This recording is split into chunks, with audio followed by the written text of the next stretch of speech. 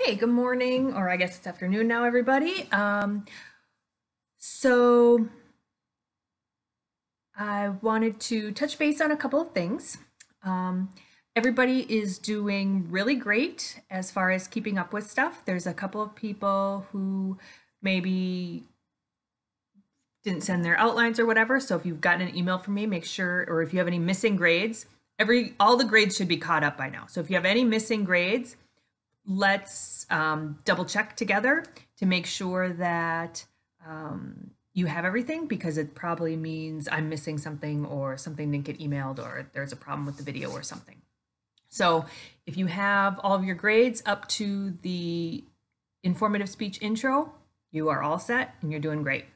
Everybody is doing really well. So good job.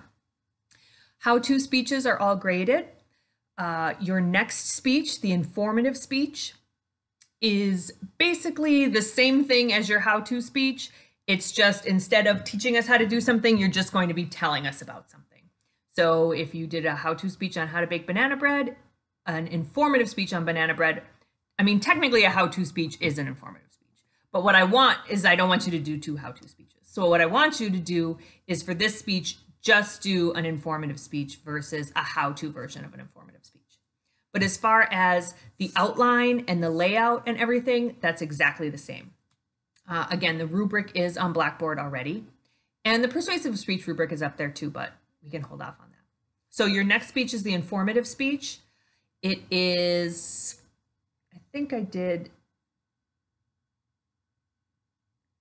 I don't have the rubric right in front of me, 6 to 9 minutes.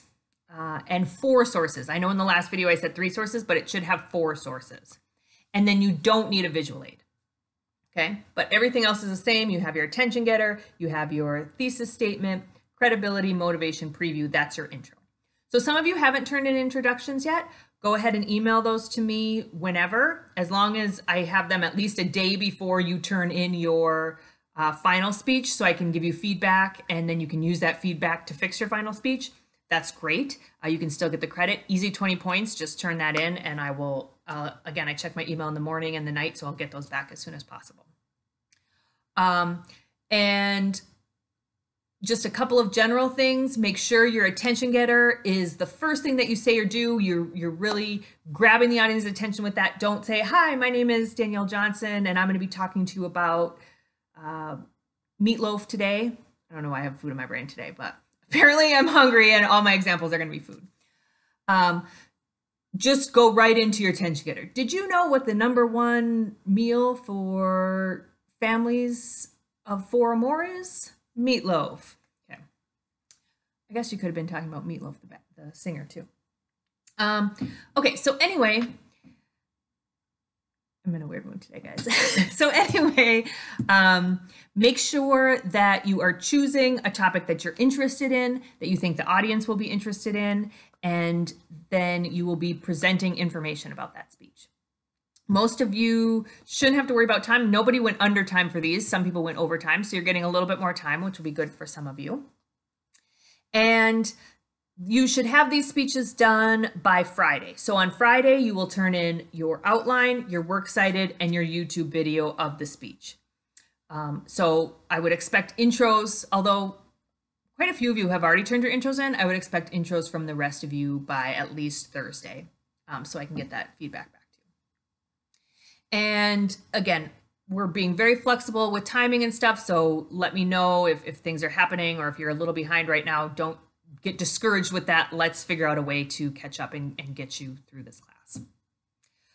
The other thing is, and I sent out reminders to most people who hadn't completed some of the quizzes yet.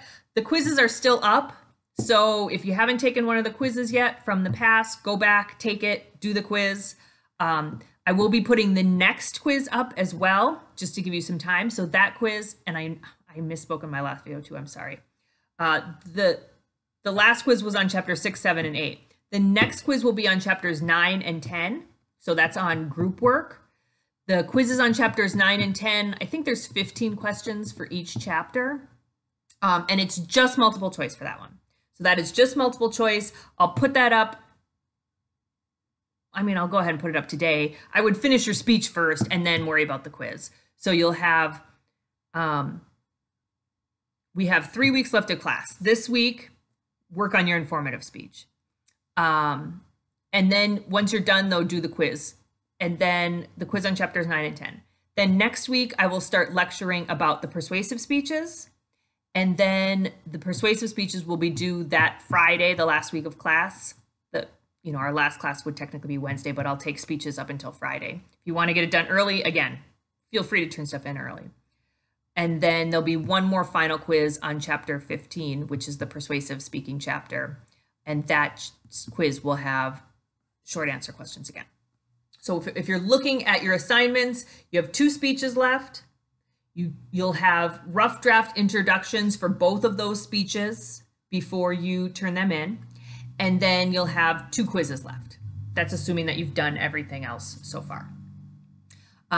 So 3 weeks left. That's a lot to get done, but also everybody, like I said, is doing a great job. Your speeches are really, really good. And I don't know if it's just you guys are geniuses or if it helps to record yourself ahead of time and maybe record it if things go wrong.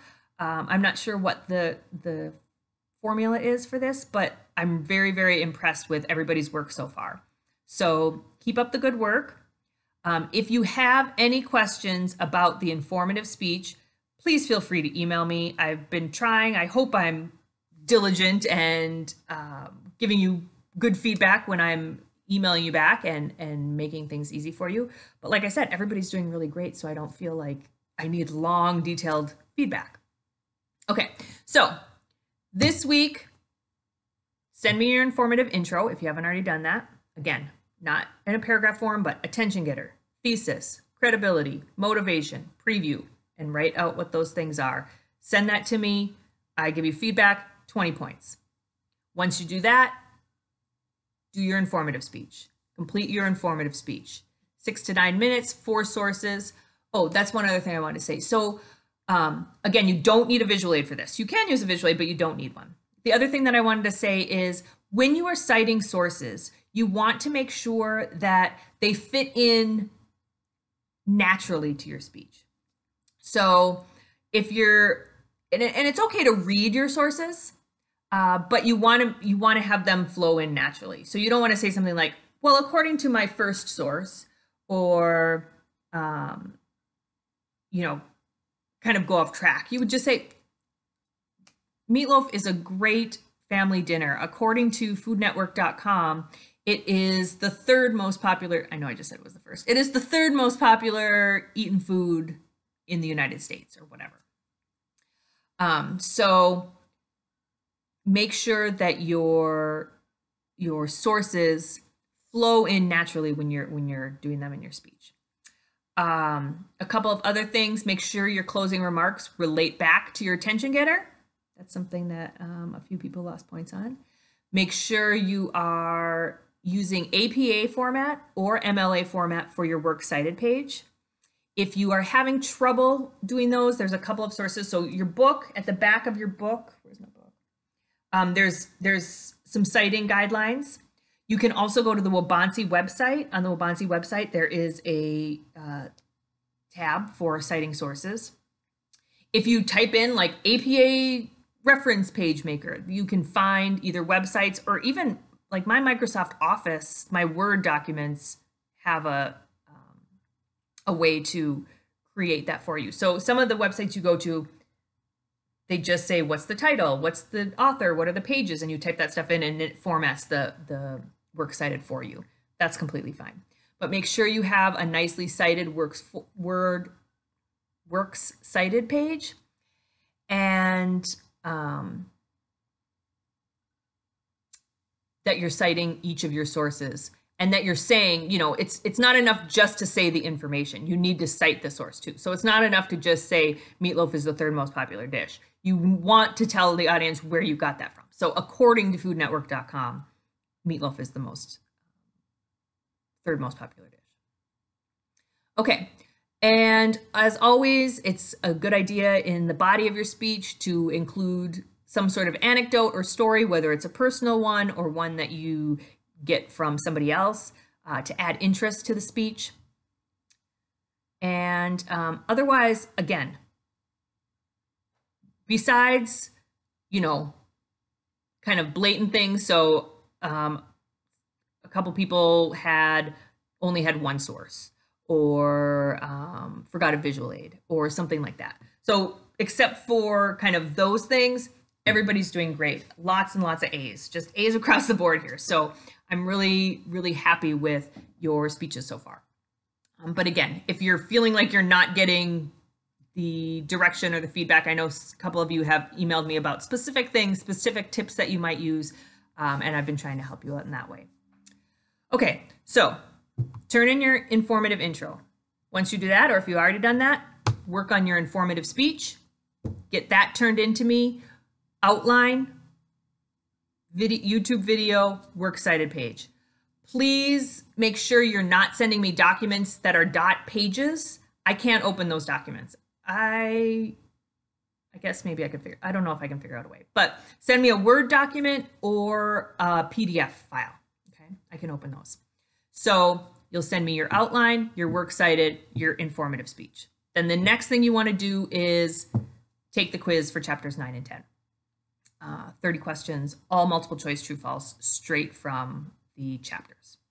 If you have any questions, let me know. I look forward to seeing your next speeches, and I will be back with a proper lecture on persuasion next Monday. Okay? See you guys all then.